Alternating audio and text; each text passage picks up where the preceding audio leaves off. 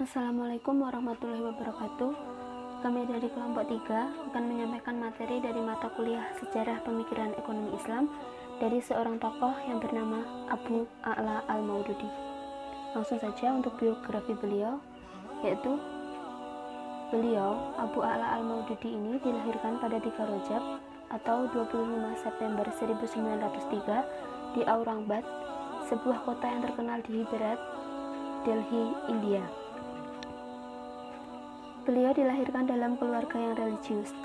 Ayahnya bernama Abu Hasan, seorang pengacara yang terkenal sebagai orang alim dan rajin beribadah.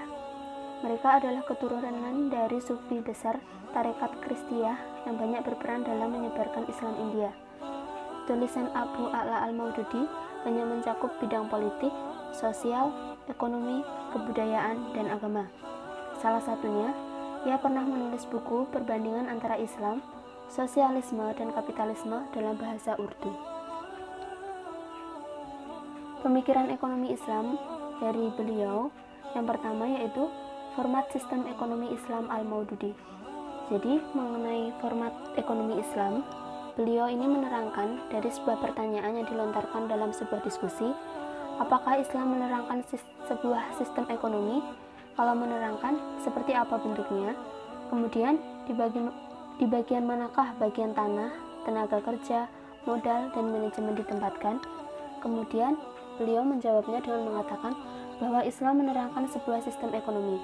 Akan tetapi, bukan berarti Islam telah menerangkan sebuah sistem yang permanen dan lengkap dengan segala detail-detailnya. Yang kedua, tujuan organisasi ekonomi dalam Islam. Poinnya yang pertama, kebebasan individu atau individual freedom.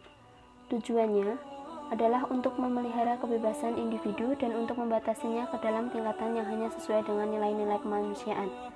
Yang kedua, keselarasan dan perkembangan moral dan materi. Islam tidak bersandar seluruhnya kepada hukum untuk menegakkan keadilan sosial, tetapi memberikan otoritas utama kepada pembentukan moral manusia seperti iman, takwa, pendidikan, dan lain sebagainya. Yang ketiga, kerjasama, keserasian, dan penegakan keadilan. Jadi maksudnya, Islam menjunjung tinggi persatuan manusia dan persaudaraan, serta menentang perselisihan dan konflik. Maka dari itu, Islam tidak membagi masyarakat ke dalam kelas sosial. Yang ketiga, prinsip-prinsip dasar. Poinnya yang pertama, kepemilikan pribadi dan batasannya atau private property and its limits. Dalam hal ini, Islam tidak membagi harta dalam kepemilikan kepada produksi dan konsumen dan konsumsi atau menghasilkan atau tidak dihasilkan, tetapi dapat dibedakan berdasarkan kriteria diperoleh secara halal atau haramnya. Poin yang kedua yaitu keadilan distribusi. Jadi maksudnya peraturan penting dalam ekonomi Islam ini adalah untuk membangun suatu sistem distribusi yang adil daripada distribusi yang sama seperti kekayaan. Yang ketiga, hak-hak sosial. Islam kemudian menghubungkan kembali hak sosial dengan kekayaan individu dalam berbagai bentuk. Salah satunya yaitu seseorang yang memiliki harta lebih mempunyai kewajiban dan memberikan bantuan kepada kerabatnya yang tidak bisa memenuhi kebutuhan. Dan selanjutnya zakat. Nah, zakat menurut beliau itu merupakan solidaritas umat Islam untuk mewujudkan jiwa saling tolong-menolong di kehidupan sosial. Dan ini adalah inovasi yang baik bagi mereka yang sedang mengalami kemandekan dalam berekonomi. Subbab yang keempat yaitu tentang bunga. Jadi, beliau telah membicarakan secara panjang lebar aspek-aspek positif dan negatif dari institusi bunga.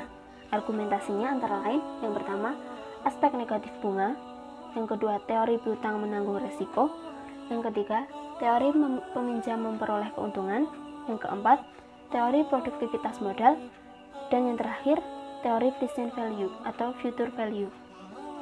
Nah, untuk sebab yang terakhir yaitu mengenai riba.